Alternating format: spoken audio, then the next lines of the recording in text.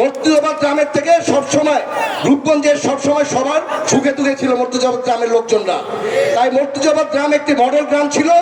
আজকে থেকে আমরা চেষ্টা করবো মর্তুজাবাদ গ্রামটা আবার যাতে রূপগঞ্জের একটি মডেল গ্রামে যাতে নিয়ে আসতে পারে। যাক, আপনারা সবাই ভালো থাকবেন, সুস্থ থাকবেন। আর আল্লাহ আমাকে এখানে এইভাবে করে এনেছে, এর জন্য আল্লাহর কাছে আমি শুকরিয়া জানিয়ে আমার বক্তব্য এখানে শেষ করছি। তবে আমার বাবা মা, আমার মা মারা যাওয়ার আগে এখানে এই এতিমখানার জন্য একটি জায়গা দিয়ে গেছে। আমার মা মারা গেছে, আপনারা অনেকে জানেন। ওনার জন্য একটু দোয়া করবেন। আবার বাবাও এখানে, বাবা দাদারা, আবার চাচারা অনেকেই এইখানে ইনভলভ ছিল। এই গ্রামের অনেক মুরব্বীরা এই এতিমখানার সাথে জড়িত ছিল। অনেকে মারা গেছেন, যারাই মারা গেছেন তাদের জন্য আল্লাহ যাতে ওনাদের বেহেশত নসিব করে, এই বলে আমার বক্তব্য এখানে শেষ করছি। আল্লাহ হাফেজ, আসসালামু আলাইকুম।